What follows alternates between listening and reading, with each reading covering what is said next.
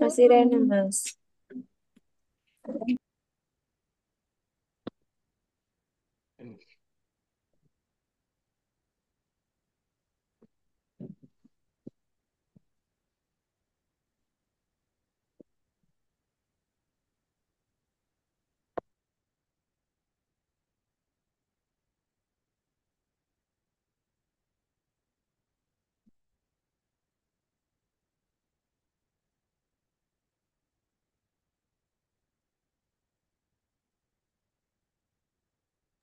Baik, di sini sudah masuk Bu Lisa.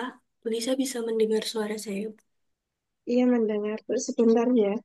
Nggih, terima kasih.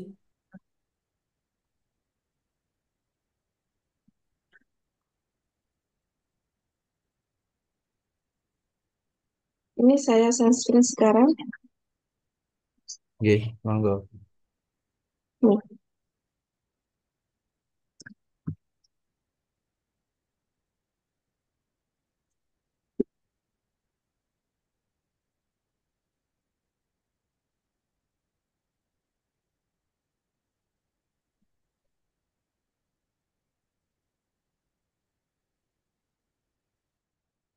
contohnya. Sudah, Bu. Terima kasih. Iya. Nih, Assalamualaikum warahmatullahi wabarakatuh. Selamat malam, Bapak Dr. Ahdi Riono dan rekan mahasiswa Rombel CMPD 2024. Pada malam hari ini, pada pembelajaran abad 21, izinkanlah kami kelompok 2 yang beranggotakan Ibu Lisa Hilmayatul Ulia dan saya Putri Alicia Salsabila untuk mempresentasikan chapter 2, Problems Pedagogy and Problem. Next, Bu.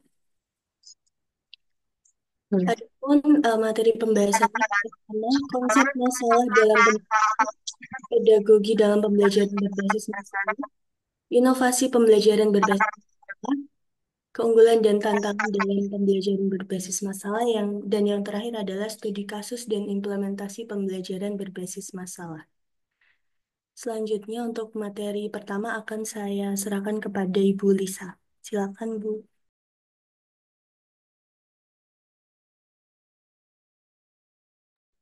Terima kasih Bu untuk waktunya. Nah,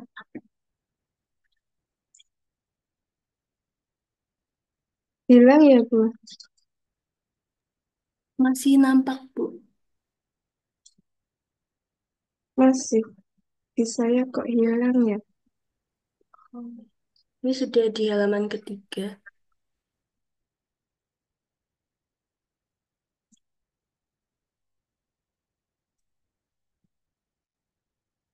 Sebentar Bu, kok hilang ya? Di saya nggak ada.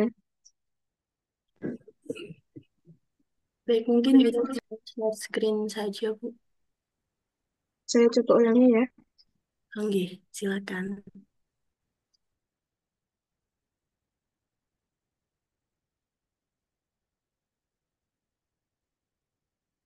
Sudah Bu? Sudah terlihat. Silakan. Ya, di sini saya akan menjelaskan tentang konsep masalah dalam pendidikan. Mengungkapkan bahwa perkembangan dunia abad 21 ditandai dengan pemanfaatan teknologi informasi dan komunikasi dalam segala segi kehidupan. Teknologi tersebut dapat menghubungkan dunia yang melampaui sekat-sekat geografis sehingga dunia menjadi tanpa batas. Akibatnya, informasi dapat tersebar dengan luas dalam waktu yang amat singkat, sehingga dunia seakan tidak memiliki batas geografis lagi. Dengan demikian, pendidikan telah mengalami fenomena yang mengharuskannya untuk mengikuti perkembangan zaman. Bisa jadi berbagai falsafah, prinsip, dan pelaksanaannya kini sudah kurang relevan dengan keadaan abad 21. Berdasarkan fenomena dan keresahan, inilah konsep pendidikan abad 21 hadir dan dirancang dan dicanangkan di Indonesia bahkan di seluruh dunia oleh para ahli. lembaga atau instansi pendidikan yang terkait.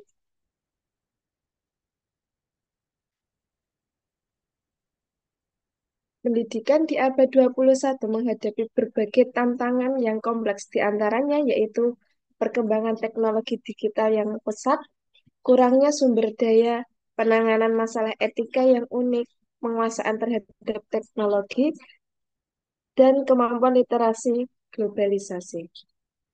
Pada abad pendidikan dihadapkan pada sejumlah tantangan yang krusial dan memerlukan perhatian serius untuk menciptakan sistem pendidikan yang relevan, inklusif, dan berdaya asing.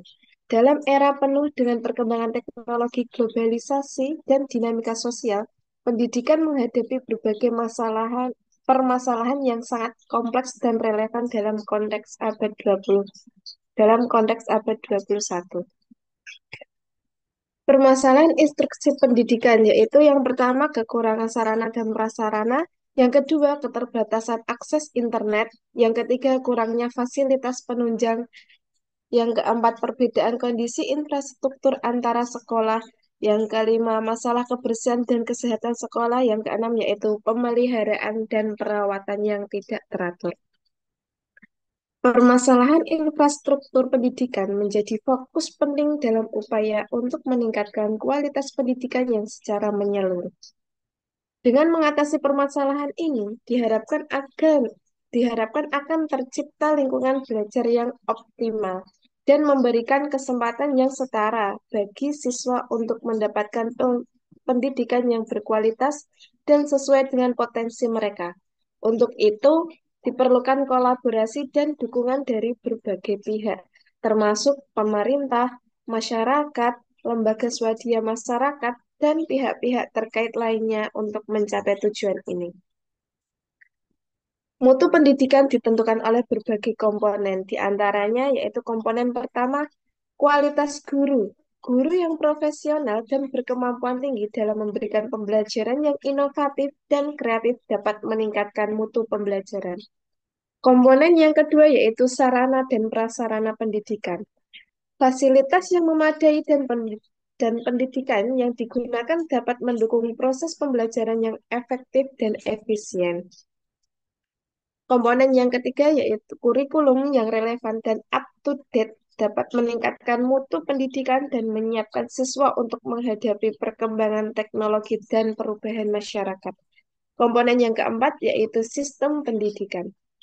Sistem pendidikan yang fleksibel, inklusif, dan menghormati perbedaan dapat meningkatkan mutu pendidikan bagi siswa di seluruh Indonesia. Komponen yang kelima yaitu standar pendidikan. Standar pendidikannya ditetapkan oleh pemerintah dapat digunakan sebagai acuan dalam mengevaluasi kualitas pendidikan yang diterima oleh siswa. Dikutip dari Sudirman dan Agus Hakri Bagingo 2018. Pedagogi dalam pembelajaran berbasis masalah atau PBL. Pemecahan berbasis masalah merupakan pedagogi pembelajaran penting yang menggunakan bahasa bermakna agar anak dapat lebih memahami konten yang mereka pelajari. Mengembangkan strategi agar pembelajaran lebih mudah dan membangun rasa percaya diri. Pendekatan pedagogis yang melibatkan siswa dalam memecahkan masalah secara aktif PBL atau Problem Based Learning dapat membantu siswa untuk yang pertama mengembangkan keterampilan dan memecahkan masalah. Yang kedua mengembangkan strategi pembelajaran. Yang ketiga membangun rasa percaya diri. Dalam PBL, siswa akan memecahkan masalah melalui tahap-tahap metode ilmiah. Guru berperan untuk membimbing dan mengarahkan siswa dalam proses penyelesaian masalah. Beberapa langkah dalam PBL adalah yang pertama, orientasi pada masalah. Siswa dapat lebih aktif dalam pembelajaran. Yang kedua, membimbing penyelidikan masalah secara individu maupun kelompok. Semua orang bisa belajar sesuai dengan kemampuannya, sehingga siswa bisa mengetahui kekuatan dan kelemahan mereka. Yang ketiga, yaitu menganalisis dan mengevaluasi proses pemecahan masalah. Pada pembelajaran yang biasanya dianggap membosankan oleh siswa, bisa menjadi lebih menarik. Materi selanjutnya akan disampaikan oleh Bu Putri. Monggo Bu Putri. Baik, terima kasih atas kesempatannya. Jadi materi selanjutnya adalah tentang inovasi pembelajaran berbasis masalah. Next, Bu. Mohon next slide, Bu. Nah, Bapak Ibu bisa melihat ada bagian di sini. Bagian ini adalah sebuah bagian yang menjelaskan tentang permasalahan dalam kurikulum. Ada dalam buku Problem Based Learning Innovation Using Problems to Power Learning in the 21st Century oleh On Sentang pada halaman 20. Jadi saya akan sedikit menjelaskan atau menganalisis dari bagian ini bahwa di sini menunjukkan dimensi-dimensi yang berkaitan dengan jenis pembelajaran yang dibutuhkan dalam konteks tertentu. Pada intinya, skema ini menampakkan kebutuhan akan pembelajaran yang bersifat inovatif dan relevan dengan dunia nyata dibandingkan dengan kekhawatiran atau masalah rutin yang mungkin tidak relevan atau palsu. Nah, pembelajaran tradisional contohnya pada saat ini itu masih banyak diterapkan di berbagai tingkat pendidikan, meskipun telah mengalami berbagai perubahan untuk mengakomodasi perkembangan zaman. Evans dan rekan-rekannya pada tahun 2002 menemukan bahwa orang memiliki kecenderungan untuk fokus pada satu hipotesis dalam situasi pemecahan masalah. Di kelas, belajar dengan pemodelan seringkali membawa serta ketergantungan yang berlebihan pada apa yang disebut para ahli. Sementara kita perlu membuat model dari keahlian tertentu yang seringkali hilang, yaitu dengan menggunakan kreativitas dan inovasi dari masalah dunia nyata dan kemampuannya dalam membuat pelajaran. Next, di sini juga ada bagian tentang pergeseran paradigma dalam sistem pendidikan. Jadi akan saya jelaskan saja, pada sistem pendidikan saat ini ada reduksionistis, yaitu pendekatan ini mengacu pada kecenderungan menyederhanakan sesuatu yang kompleks menjadi bagian-bagian yang lebih kecil. Kemudian analitis. Analitis merupakan pendekatan yang berfokus pada pemecahan masalah. Tiga ada deduktif, yaitu berfokus pada penerapan prinsip umum yang menarik kesimpulan. Kemudian ada terfragmentasi, linear, dan berurutan. Maksudnya adalah transfragmentasi ini bermaksud terpecah-pecah atau terbagi-bagi. Rasional itu adalah pendekatan yang menekankan pada logika, alasan, dan bukti sebagai dasar dalam pengambilan keputusan. Kemudian teoritis merupakan pendekatan yang berfokus pada pemahaman konsep-konsep atau teori dari suatu topik. Nah, sistem pendidikan yang saya sebutkan tadi harus beralih pada orientasi dunia nyata yang lebih baik. Nah, di sini ada beberapa eh, poin, yaitu sistemik. Sistemik itu dalam pembelajaran diartikan sebagai melihat sesuatu sebagai bagian dari suatu sistem yang terkait, ekologis. Dalam pembelajaran ini menekankan pentingnya memahami hubungan antara individu dengan lingkungannya. Kemudian ada induktif dan deduktif. Induktif ini memulai dari contoh-contoh khusus yang menghasilkan teori atau kesimpulan umum. Kemudian deduktif itu sebaliknya. Pendekatan deduktif ini memulai dari prinsip-prinsip umum atau teori untuk diterapkan pada kasus-kasus yang spesifik. Nah, seluruh otak ini yang dimaksud adalah menggunakan prinsip bahwa pembelajaran efektif ini melibatkan kedua belahan otak-otak, jadi otak kiri dan otak kanan. Otak kiri itu tentang logika analisis, otak kanan itu tentang kreativitas dan intuisi. Kemudian ada intuitif dan rasional itu adalah memadukan intuisi, yaitu pemahaman yang datang dari perasaan, kemudian rasional, yaitu pemikiran yang didasarkan pada logika, dan kontekstual, yaitu menekankan pentingnya mengaitkan materi pelajaran dengan konteks nyata. Next, Bu. Nah, selanjutnya adalah pembelajaran inovatif abad 21. Di sini Widener pada tahun 2010 dan Change Leadership Group dari University of Harvard mengidentifikasi kompetensi dan kecakapan bertahan hidup yang diperlukan oleh peserta didik dalam menghadapi kehidupan dunia kerja, tentunya di abad ke-21. Tapi di sini bagiannya saya mengambil dari Stanford High School 21st Century Learning Expectation, yaitu yang pertama ada critical thinking, yaitu berpikir kritis. Berpikir kritis itu adalah kemampuan untuk menganalisis informasi, memecahkan masalah, dan membuat keputusan yang tepat. Ada creativity atau kreativitas, yaitu berfokus pada kemampuan untuk menciptakan ide-ide baru. Collaboration atau kolaborasi, yaitu kemampuan untuk bekerja sama dengan orang lain secara efektif, baik pada tim kecil maupun komunitas yang lebih besar. Kemudian selanjutnya ada communication atau komunikasi, yaitu kecakapan berkomunikasi secara jelas dan efektif, baik secara lisan, tulisan, maupun secara teknologi digital. Selanjutnya ada citizenship atau kewarganegaraan. Nah, pemahaman ini yaitu terkait tanggung jawab sosial dan bagaimana berkontribusi secara positif kepada masyarakat.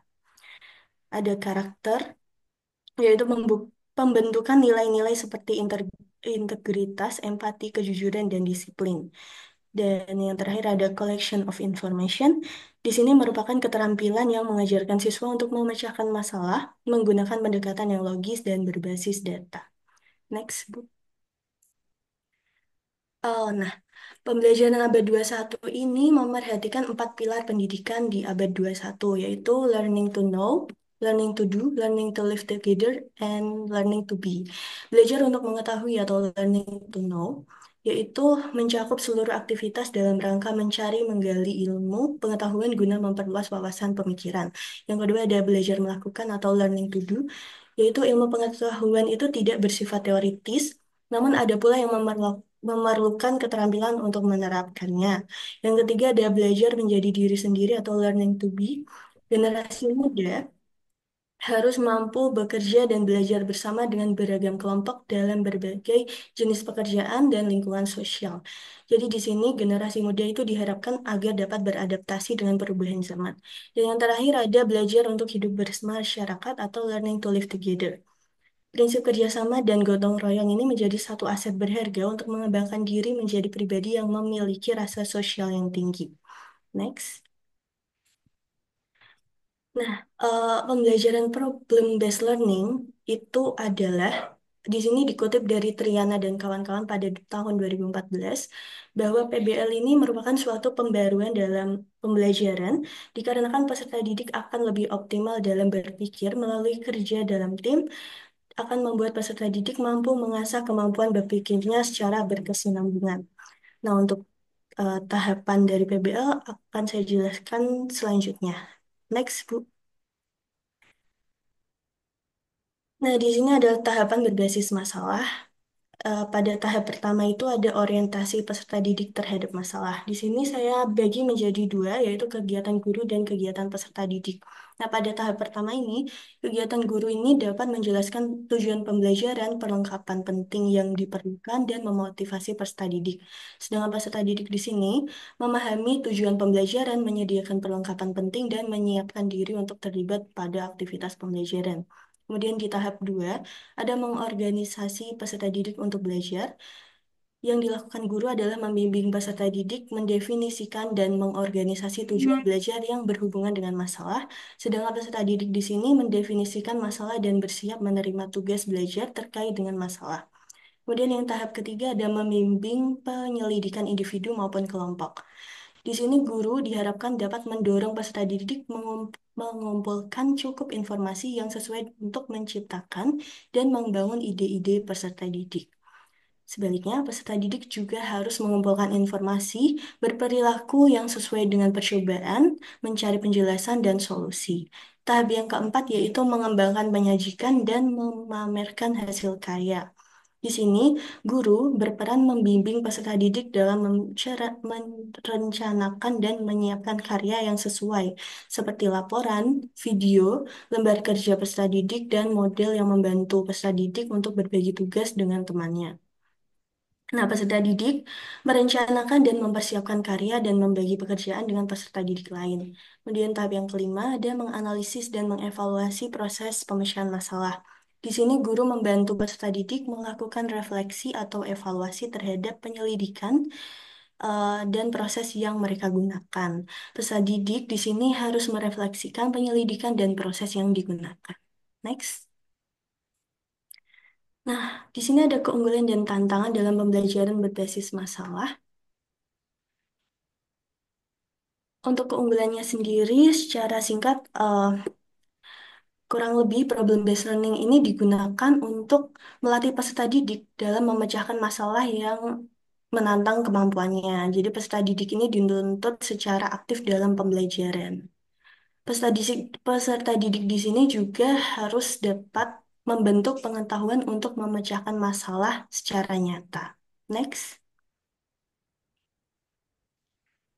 Nah, ini tantangan pada pengimplementasian pembelajaran berbasis masalah. Yang pertama, pengelolaan waktu yang kurang efektif. Jadi solusinya adalah buatlah jadwal yang jelas untuk di setiap tahap proyek dan bagi proyek menjadi bagian-bagian yang lebih kecil.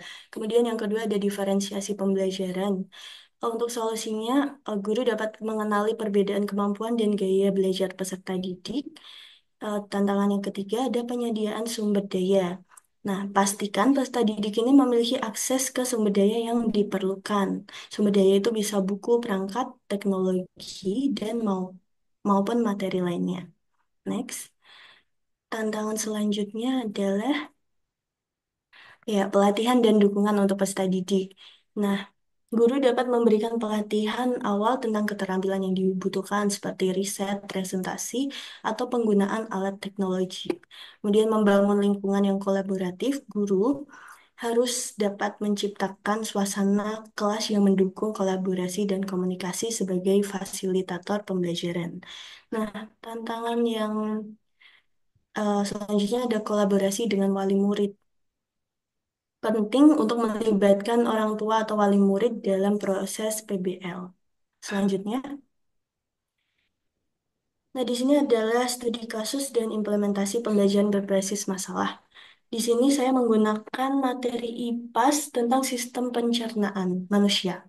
Di sini saya memberikan persepsi dan pemantik eh, seperti pernahkah kalian memperhatikan ketika sedang mengonsumsi makanan, proses apa yang terjadi mulai dari mulut hingga makanan dapat dicerna dan diserap oleh tubuh. Bisakah kamu menggambarkan setiap tahapan dalam proses pencernaan ini dan menjelaskan peran masing-masing organ yang terlibat? Kemudian gangguan apa saja yang mungkin terjadi dalam sistem pencernaan kita? Next. Nah, ini adalah tahapan problem-based learning yang sudah disesuaikan dengan materi sistem pencernaan manusia. Tahapan yang pertama itu ada pendahuluan, yaitu menjelaskan mengapa PBL ini digunakan dalam praktikum, penjadwalan, dan penilaian. Kemudian guru membentuk kelompok dengan masing-masing kelompok yaitu 5 sampai 6 peserta didik dan menentukan peran dari anggota tim. Tentunya di sini guru hanya sebagai fasilitator, jadi anak-anak harus menjadi peran utamanya. Kemudian yang tahap pertama itu ada mengorientasi peserta didik pada masalah. Di sini peserta didik sudah diberi masalah terkait masalah pencernaan yang sering dialami oleh manusia atau kebiasaan makan yang tidak sehat. Itu dapat diakses melalui rujukan baik dari buku, akses internet, maupun wawancara teman sebaya dan keluarga. Kedua, guru itu dapat menginformasikan rambu-rambu yang harus ditulis peserta didik, misalnya itu laporan hasil praktikum, serta mempersiapkan untuk presentasi secara kelompok.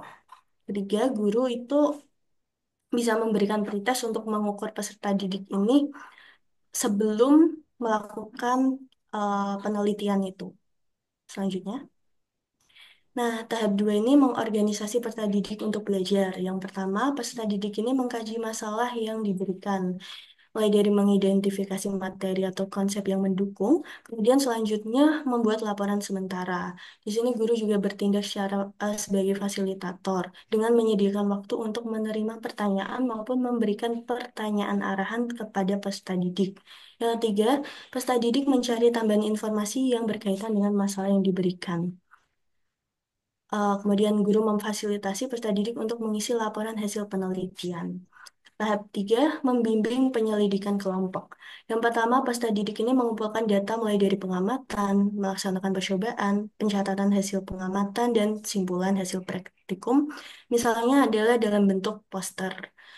Kedua, guru ini sebagai fasilitator di samping membimbing praktikum juga menyediakan waktu untuk menerima pertanyaan maupun memberikan pertanyaan arahan pada peserta didik serta mempersiapkan lembar observasi untuk mengetahui kinerja peserta didik. Tahap keempat, menyajikan hasil proyek penelitian. Pertama, peserta didik ini membuat laporan hasil praktikum dan mengkomunikasikannya pada kelompok lain. Komunikasi itu dilakukan melalui presentasi. Dua, guru sebagai fasilitator mempersiapkan lembar penilaian presentasi. Next. Nah, di sini saya juga memberikan contoh salah satu inovasi media augmented reality atau bahan ajar yang berbasis augmented reality tentang sistem pencernaan manusia.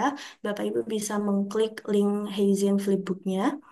Nah, itu bisa dijadikan sebagai em, suatu media pembelajaran yang memfasilitasi peserta didik dalam materi sistem pencernaan manusia.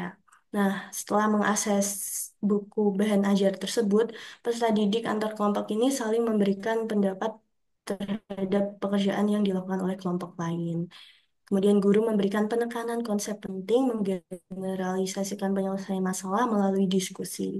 Nah, karena tadi sudah melakukan pretest, di sini guru juga bisa memberikan post-test untuk mengukur seberapa berhasilkah tahapan-tahapan yang sudah dilalui oleh peserta didik ini. Nah, adapun remedial untuk anak-anak yang memiliki nilai itu di bawah KKM lah kalau zaman dulu itu. Kemudian pengayaan untuk peserta didik yang memiliki nilai di atas KKM. Tentunya yang sering dilupakan adalah refleksi, yaitu guru bisa menanyakan tentang apa yang mereka pelajari tentang sistem pencernaan, kemudian bagaimana sih seberapa penting sih untuk menjaga kesehatan sistem pencernaan, kemudian guru juga harus mendiskusikan bagaimana cara menjaga kesehatan sistem pencernaan seperti pola makan sehat dan pentingnya minum air.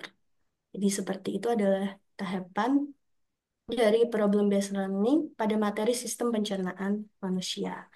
Nah, untuk presentasi kelompok 2 ini sampai dengan itu mungkin kami membuka satu termin pertanyaan dengan 3 pertanyaan. Dipersilakan Bapak Ibu yang hendak menanyakan.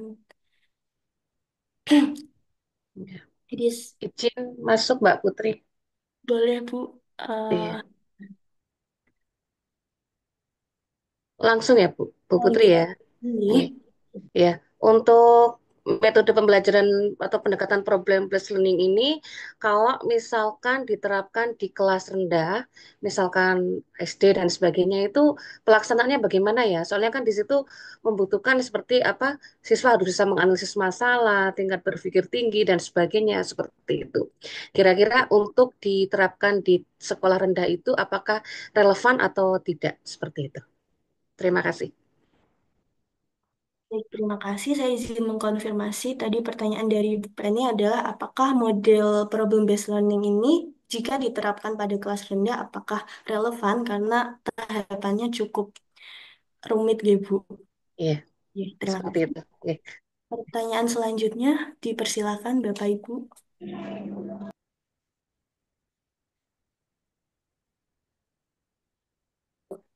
Monggo. Iya, gini ya Bu ya, di ini masalah pembelajaran yang saya alami. Ketika saya mencoba untuk menerapkan model pembelajaran PBL ini ke siswa saya itu menghadapi kendala itu siswa yang aktif itu hanya itu-itu saja. Sedangkan siswa yang lain itu cenderung malah semakin tidak aktif dan yang aktif ya semakin aktif, yang tidak aktif semakin tenggelam. Nah, solusinya itu supaya pembelajaran ini itu bisa berhasil, semua siswa itu bisa mengikutinya sesuai harapan saya, semua siswa bisa aktif, itu bagaimana ya, Bu? Terima kasih. Terima kasih Bu Suryani atas pertanyaannya. Saya konfirmasi lagi, eh, ketika mencoba model pembelajaran problem based learning, siswa yang aktif itu hanya itu-itu saja. Nah, solusi agar peserta didik itu aktif secara keseluruhan seperti itu, Ibu. Iya, Bu. Baik, terima kasih. Kami masih membuka satu pertanyaan lagi untuk Bapak Ibu bisa menanyakan? Monggo dipersilahkan. Izin bertanya Bu Putri. Ibu Siti Nurhidayah nggih. Oke. Monggo Bu. Di di kurikulum Merdeka ini kan sedang happening pembelajaran berdiferensiasi.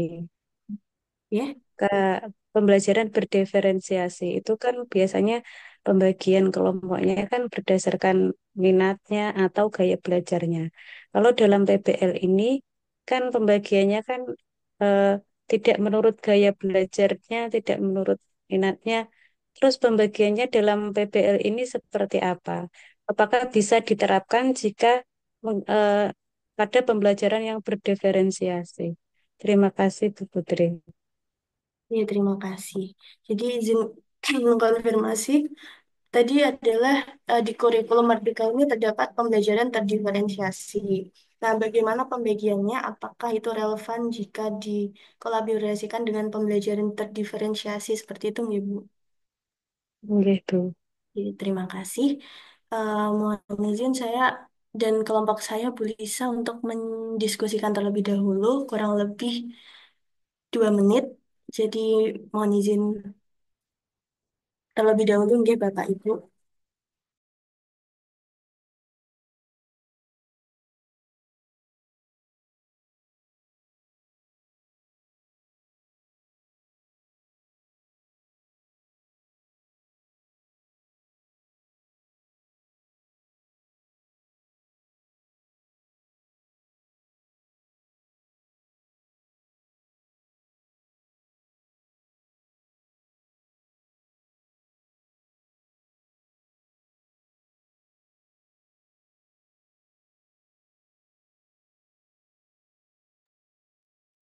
Baik, untuk Bu Lisa, apakah sudah menemukan jawaban dari pertanyaan pertama, Bu Penny, pertanyaan kedua Bu Suryani, dan pertanyaan ketiga Bu Siti Nurhidayah?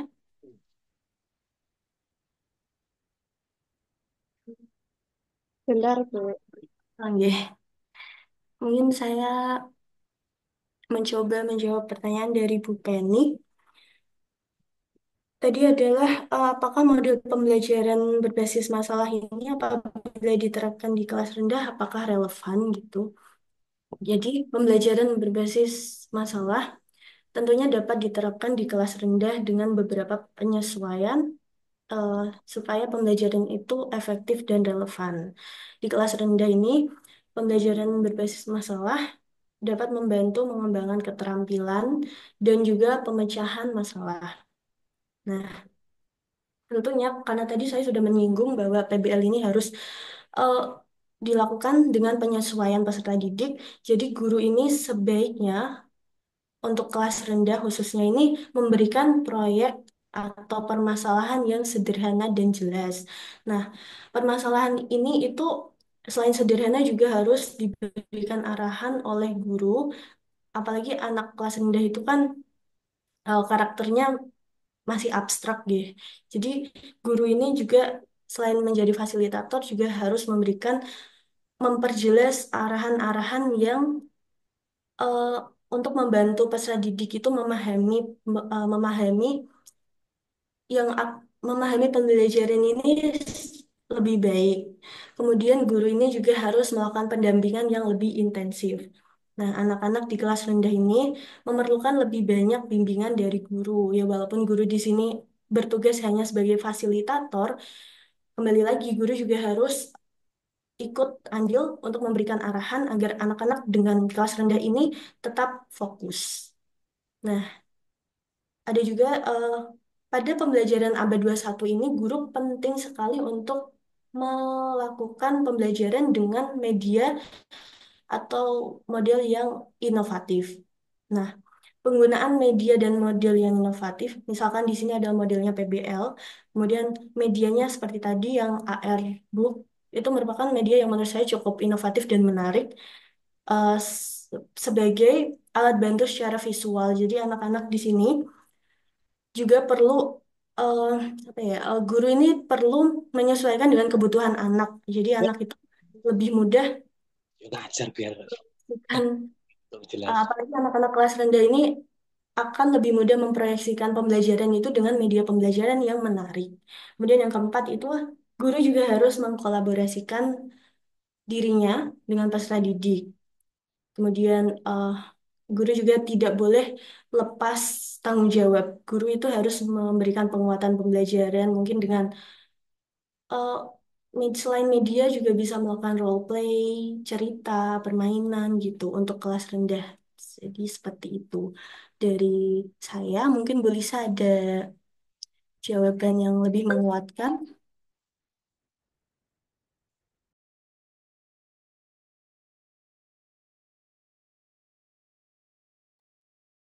Ini itu gimana Bu Penny? Apakah sudah Ya, terima kasih atas jawabannya. Sudah bisa diterima. Cukup nggih. Yang penting tadi penyelesaian-penyelesaian nggih Mbak Putri nggih. Mungkin dari pertanyaannya, dari studi kasusnya disesuaikan dengan apa peserta didik yang kita hadapi seperti itu. Nggih. Terima kasih Bu.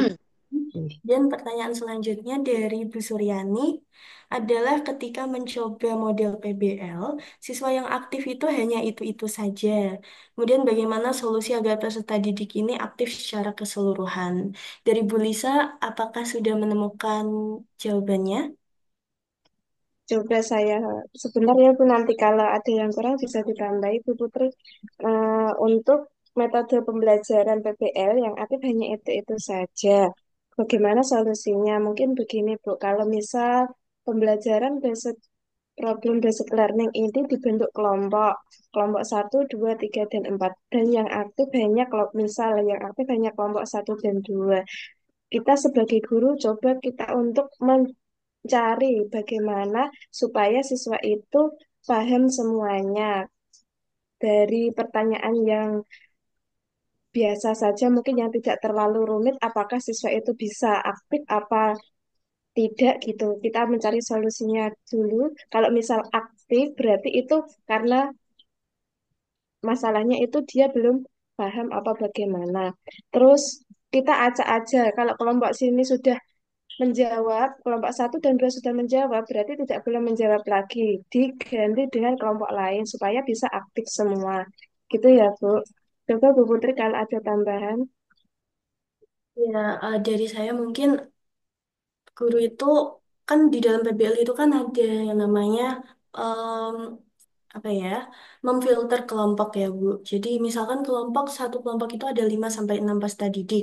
Guru itu jangan memfilter kelompok itu berdasarkan misalkan ada eh, yang pinter sama yang pinter, yang kurang, yang medium sama yang medium, dan yang perlu butuh perhatian sama yang butuh perhatian.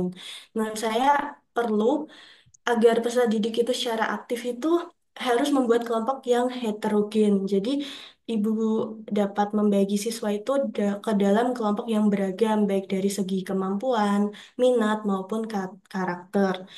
Kelompok heterogen ini memungkinkan adanya pembelajaran yang kolaboratif, di mana siswa ini dapat belajar satu sama lain dan mengisi kekurangan dari anggota lainnya.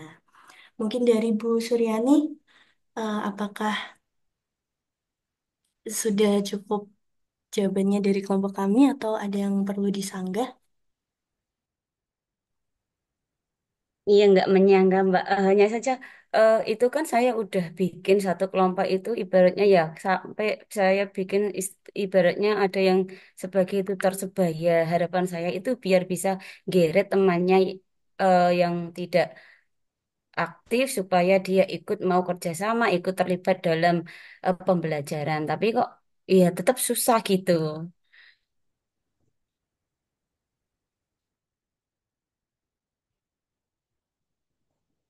Ya, memang kendalanya kalau kelompok itu biasanya ada yang biasanya hanya mengandalkan apa ya, 1 2 orang tertentu yang menonjol, biasanya seperti itu.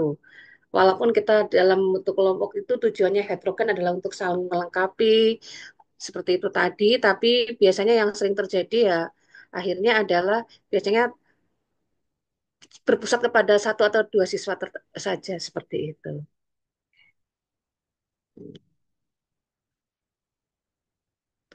Itu kayaknya di mana-mana seperti itu ya, Mbak Bu Suryani ya. Iya, Bu, itu yang sering kita alami. Nah, gimana sih caranya supaya itu bisa teratasi Nggih. gitu? Padahal nggih, ini Teman-teman ada yang punya cara gitu. nggih.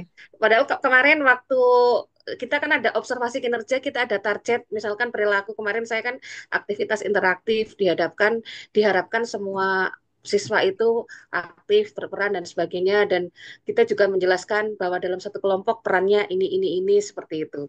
Ya memang berjalan juga, efektif juga seperti itu. Jadi eh, guru memberikan peran kepada semua anggota kelompok eh, untuk terlibat aktif seperti itu. Jadi waktu saya yang kemarin observasi kinerja itu memang waktu di awal dalam petunjuknya dalam satu kelompok tentukan ada yang menjadi ketua. Terus kalau yang untuk mahir dalam desain dan IT itu membuat karena saya produknya itu adalah nanti tugasnya itu dibuat dalam Canva dan setiap siswa itu harus membuat apa berkontribusi, maka satu orang membuat link masternya di-share ke dalam anggota kelompoknya seperti itu.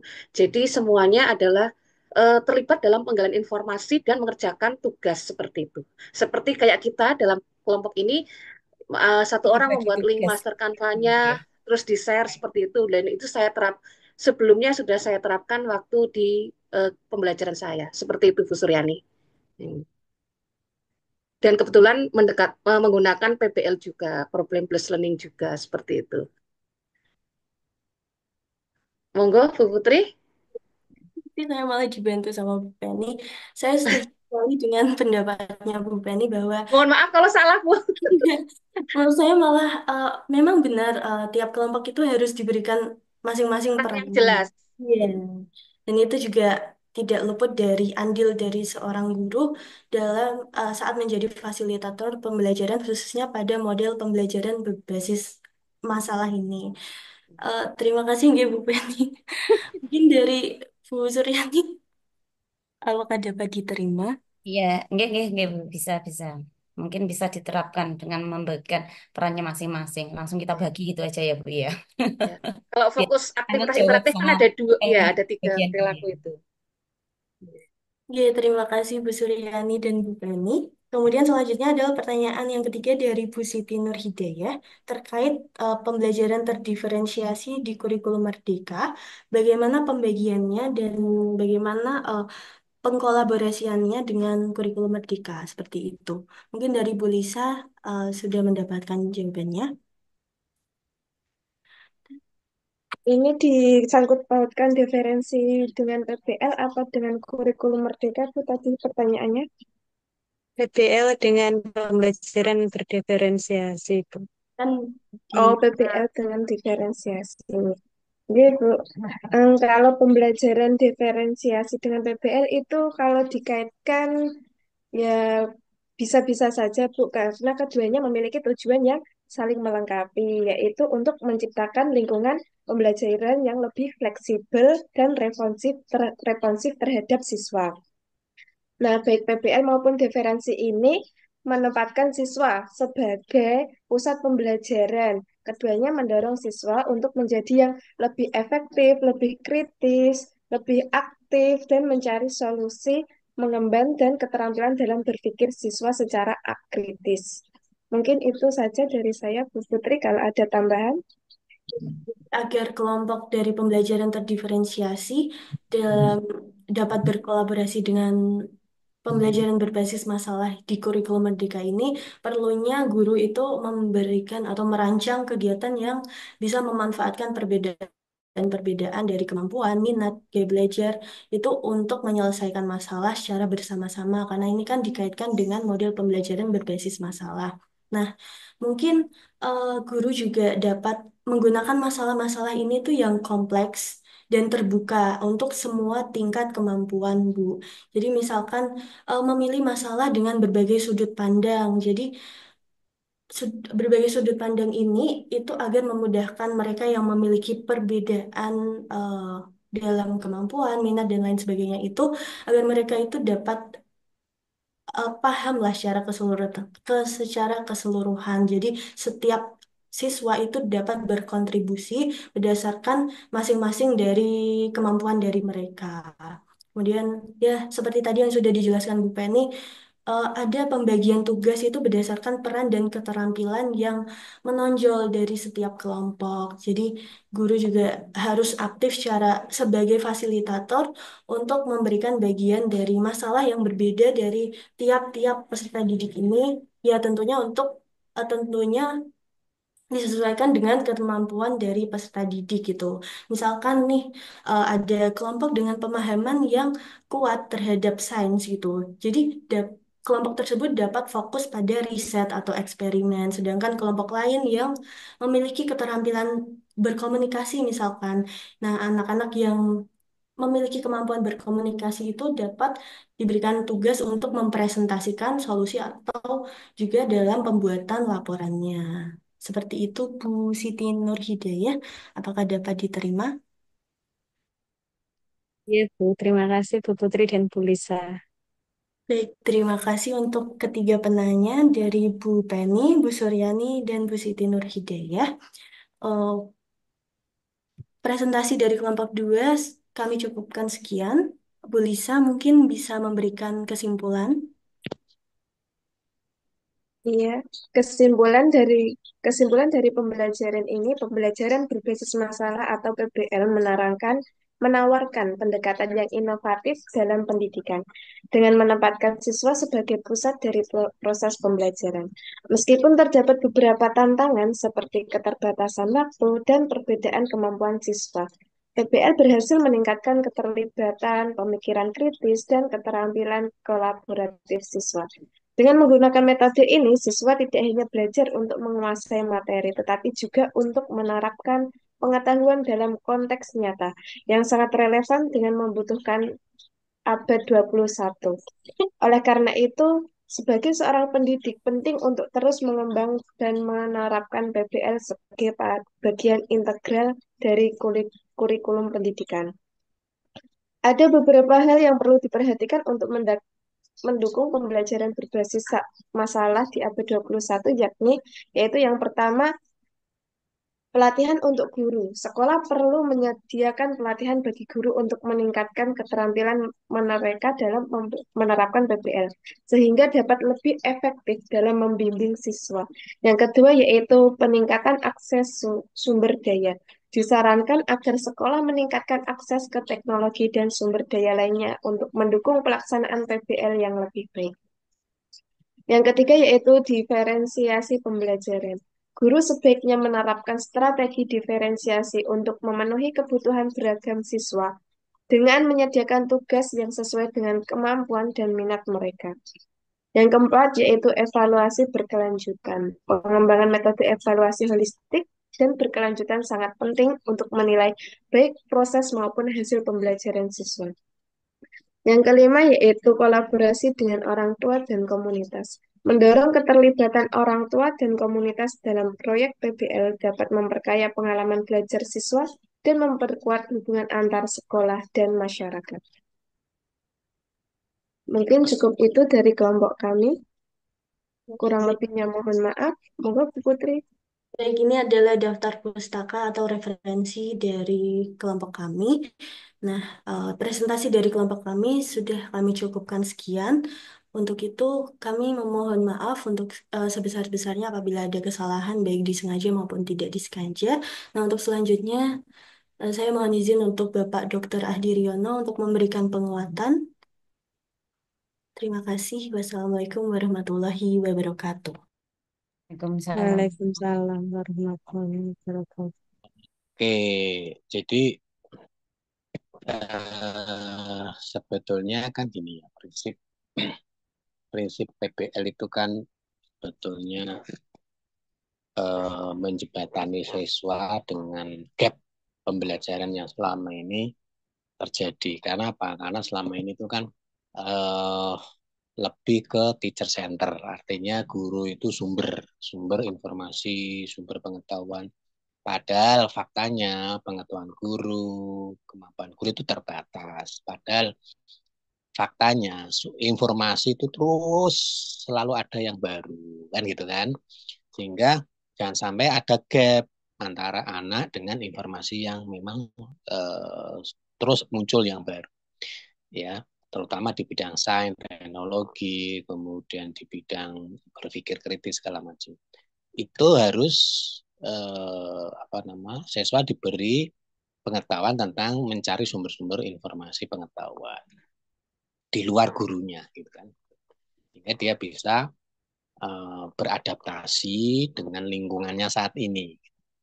Jadi tujuan pembelajaran berbasis masalah itu kan tidak hanya sekedar menyiapkan siswa untuk bisa menghadapi masa depan, gitu kan? Tetapi bagaimana siswa bisa menciptakan masa depannya sendiri, kan gitu. How to create her or his own future, kan gitu kan? Jadi tidak sekedar bagaimana anak bisa disiapkan untuk bisa menyesuaikan diri dengan lingkungan masa depan, tapi bagaimana anak juga di samping bisa menyesuaikan, dia mengcreate masa depan dia sendiri. Aku pengen jadi apa, itu aku yang nentuin gitu. Jadi artinya bahwa kamu ingin jadi apa tuh sebenarnya kamu sendiri yang nentukan gitu. Jadi you create your own future gitu. Kamu tuh yang buat masa depanmu sendiri. Saya ingin jadi apa, ingin besok kalau besar ingin berprofesi sebagai apa, itu ya sudah diciptakan sejak SD, diberi gambaran bahwa diberi pengetahuan, dan itu bisa dari berbagai sumber. Nah, kemudian kalau tadi dikatakan, ya, jadi memang gini, jadi prinsip dari PBL itu kan kolaborasi ya. Kedua, konstruksi pemikiran, konstruksi pengetahuan, karena berbasis konstruktivisme kan, teori belajarnya konstruktivisme. Nah, tentu kolaborasi kemudian mengkonstruksi pemikiran sendiri, tentu itu akan lebih lengkap ketika mereka akan berkolaborasi. Kolaborasi kalau untuk anak kelas rendah, terutama SD, itu memang tidak bisa dicolke ya. Tapi memang dibimbing cara kolaborasi yang benar itu seperti apa, kan? Karena guru itu kan di kelas rendah itu kan anak kan memiliki ya, tadi ya diferensiasi dalam gaya belajar, minat kan gitu kan. Sehingga ketika dalam belajar satu masalah kan harus minatnya disamakan. Ya kan? Jadi minatnya dulu misalnya ya diferensiasi dalam gaya belajar ya itu nggak bisa diubah-ubah. Tapi yang bisa diubah adalah fokus dari pembelajaran. Ini fokusnya masalah ini ya, sehingga minatnya harus sama, dibuat minat yang sama, artinya dibuat memiliki keinginan kuat yang sama untuk menguasai pembelajaran, materi pembelajaran. Nah kemudian setelah itu kan guru memberikan tadi instruksi tugas yang jelas, instruksinya suruh ngapain. Ya. Ya. Ada masalah, dia mengidentifikasi masalah, ya kemudian setelah masalah teridentifikasi, tujuan belajar masalah ini untuk apa harus dijelaskan. Anda kenapa saya perintahkan untuk tujuan ini? Tujuannya adalah untuk ini ya, agar Anda nanti bisa ini mengerti tentang ini yang dijelaskan. Kemudian di situ guru baru menjelaskan peran misalnya di satu kelompok ada 5 orang, maka 5 orang itu memiliki tugas yang berbeda-beda tapi satu kesatuan, jadi saling melengkapi. Jadi tidak bisa dilepaskan sendiri. Sehingga anak mempunyai tugas sendiri, dia fokus pada tugasnya, tetapi nanti sama-sama setelah dia mendapatkan jawaban atas masing-masing tugas itu kan dikumpulin, gitu kan. Dan nanti dibuat semacam pernyataan bersama, kesepakatan dari 5 itu. Terus kesepakatannya apa dari temanmu ini yang nanti kan dia bisa mengidentifikasi sendiri kan gitu. Tapi berdasarkan kemampuan mereka ya, guru tidak Artinya disesuaikan dengan tahapan kemampuan mereka. Jadi tidak, artinya guru itu memiliki standar kemampuan. Anak SD kelas 1 sampai kelas 3 itu seperti apa. Nah, disinilah dipentingkan pembelajaran berbasis metakognisi. Metakognisi. Metakognisi itu apa? Artinya anak diajari untuk merancang sesuai kemampuannya. Belajar sesuai dengan kemampuannya. Jadi tidak, guru nggak sama masa harus harus harus menguasai misalnya sekian persen, kan sesuai dengan kemampuannya. Jadi bagaimana guru itu apa namanya bisa memanajemeni ya istilahnya, apa sih istilahnya itu, mengatur tahapan-tahapan pembelajaran supaya sesuai dengan kognisi atau gaya pikir siswa itu. Makanya strategi meta itu penting ya. Ya. Jadi strategi metakognisi itu bisa diterapkan di PBL gitu. Jadi metakognisi itu artinya bagaimana anak mengatur kognisinya sendiri, itu bukan gurunya yang ngatur. Ya, kemampuan pikirannya sendiri, gitu kan?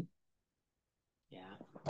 Jadi metakognisi itu kan bagaimana anak bisa misalnya apa namanya eh, memilih materi sendiri atau informasi sendiri, terus kan bagaimana cara memahaminya materi itu dengan diri sendiri, kemudian bagaimana dia bisa memonitor proses pembelajaran, apakah dia sudah menguasai atau belum, gitu kan, gitu. Jadi metakognitif itu kan bagaimana anak bisa merancang, memilih materi dari sumber-sumber materi yang cocok yang mana, gitu kan. Kemudian dia setelah itu anak misalnya apakah saya sudah memahami materi ini, yang saya tentukannya apa, sudah saya pahami belum. Kalau saya belum memahami, misalnya bagaimana strateginya supaya saya bisa paham. Caranya piye ya, nek aku bisa ngerti, apakah harus butuh bantuan media apa, atau saya butuh penjelasan visualnya seperti apa, auditorinya seperti apa.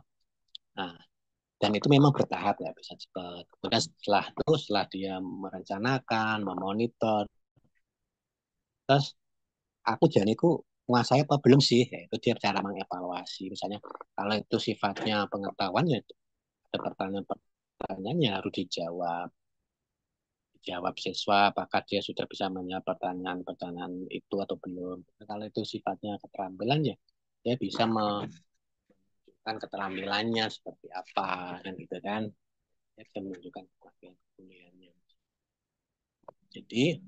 Jadi strategi planning, monitoring, evaluating itu dalam memilih materi, itulah berarti menggunakan strategi metakognisi di dalam praktek PBL itu. Jadi masing-masing anak itu sesuai kemampuannya, tetapi memiliki tujuan yang sama, menemukan jawaban atas masalah yang sama.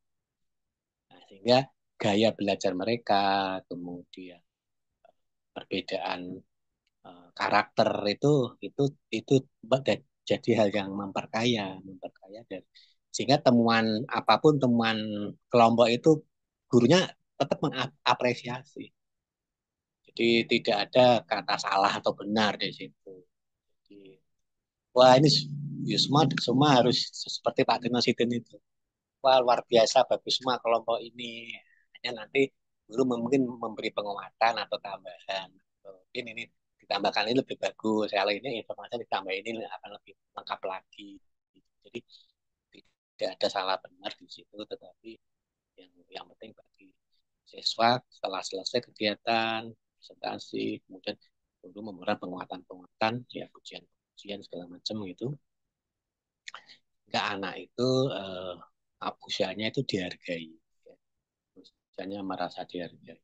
Jadi tadi membangun skill berpikir, skill berkolaborasi, berkomunikasi. Bagaimana skill ini bisa dimiliki tanpa disadari anak. Jadi tanpa anak menyadari bahwa aku belajar ngomong loh, gitu. Saya belajar berdiskusi, saya belajar mengungkapkan pendapat. Sehingga nanti anak yang pendiam, introvert itu lama-lama bisa bergaul, gitu. kan nanti kan di situ ada yang introvert, ada yang ekstrovert, nah, ada yang apa motivasinya eksternal, ada yang internal. Jadi itu sama sehingga semuanya itu bisa sama-sama bisa bekerja sama karena dalam kenyataan hidup di masyarakat itu ya semua orang macam-macam. Ada yang ekstrovert ngomong terus talkatif, ya, hobi ngomong. Ada yang pendiam gitu kan. Ya, tapi sebetulnya masing-masing orang itu punya peran, ya, peran yang sama-sama penting. Nah, hanya kapan peran ini ditempatkan di posisi yang pas. Nah, kan. Jadi kalau kalau untuk programmer atau orang yang kerja di depan laptop itu tidak boleh banyak orang yang ngomong. Jadi kalau programmer kemudian apa namanya kerja kerja programmer itu tidak boleh orang yang suka ngomong. Kalau dia ngomong terus nggak barbar gitu, programmer. Tapi kalau dia juru bicara atau humas gitu, dan marketing itu harus orang yang suka ngomong. Marketing ke orangnya introvert ya, kayak situ gitu kan. Jadi nanti yang suruh speak up di depan kelas itu ya yang hobi ngomong gitu, yang hobi cerita. Tetapi yang mendukung data-data supaya anak ini bisa ngomong kan didukung data. Yang mencarikan data-data itu yang anak mungkin dia introvert tapi pinter searching internet, pinter IT ya. Itu disuruh yang membackup datanya. Datanya di backup dia yang ngomong ke si pinter ngomong. Nah, itu strategi. Jadi semua punya peran. Gitu, semua punya peran. Walaupun perannya beda-beda, nggak sama ya. Tapi itu semua berperan. Nah, inilah yang mungkin perlu diajarkan. Nah, teamwork. Teamwork itu kan nggak semuanya harus sama. Ada yang mungkin dia yang ngetek saja. Aku yang pintar ngetek, saya yang ngetek ya. Kamu yang cari infonya di internet, kamu kan pintar searching ya. Terus kamu nanti yang presentasi, kamu kan kendel, berani, terus ngomongnya pintar saja. Kamu yang jadi dibuat seperti itu, ya, sehingga nah itu nanti eh, kepercayaan dirinya muncul, gitu ya. Oke, itu ya Bapak Ibu. Iya, Bapak. Saya Iya, kira itu penguatan saya ini sudah jam 12 ya kita saya kira jam 12 jam berapa nih? 21 lebih. 21. Ya, sudah kita jam cukup ya 1 jam lebih dikit. Saya kira itu penguatan saya yang mungkin apa namanya bisa menambah jawaban ya tadi yang ditanya. Oke, saya kira itu dulu. Terima kasih atas partisipasinya. Assalamualaikum warahmatullahi wabarakatuh. Waalaikumsalam Assalamualaikum warahmatullahi warahmatullahi wabarakatuh. wabarakatuh. Terima kasih banyak, Ya, Pak. turun, Terima Pak. kasih, Terima kasih. Bapak. Kasih, Bapak. Izin, Untung. eh, izin menyampaikan kepada teman-teman semua. Tadi saya dijabri oleh Komting kelompok A. Ini katanya akan ada jadwal kehadiran dari Pak Azhari dari Malaysia ke UMK di tanggal 2 sampai 7. Itu tadi baru dikabari. Nanti teknisnya nanti kita akan eh, tatap muka dengan beliau di tanggal berapa ini baru saya rundingkan. Besok pagi insya Allah saya tak hubungi Komting kelas A bagaimana baiknya. Rencananya tadi sih di tanggal 5 habis asar atau gimana. Itu nanti saya perjelas lagi. Mungkin seperti itu yang bisa saya sampaikan dulu. Untuk lebih lanjutnya nanti saya sampaikan lagi di grup, Ngoten. Kemudian terkait dengan tugas dari pembelajaran abad 21 ini, nanti kalau memang sudah selesai, panjenengan semua unggah di Drive. Nanti saya tidak lanjuti untuk mengirim ke Pak Ahdiriono, ngoten. Oke, sudah jelas semua nggih, sampun dalu. Oke, Kak. Wassalamualaikum warahmatullahi wabarakatuh. Waalaikumsalam Waalaikumsalam warahmatullahi warahmatullahi Waalaikumsalam wabarakatuh. warahmatullahi Bu Suryani, Hmm. Bu Nur, makasih udah ditelepon. Tadi lagi telepon anak saya. Matur nuwun ya. Oh, Nji, Ibu. Maaf, Bu. Bu Sama, Bu. Penny, Dari Semarang kita ini capek langsung tidur tadi setelah kita off. Ibu Oke. Penny, Bu Matur Penny, nuwun sedaya. matur Assalamualaikum. nuwun Bu Penny. Ya, Assalamualaikum. Monggo. Izin live nggih. Izin Wih, lift Bapak Ibu. Dadah Pak Andi. ya kayak ngapak ini.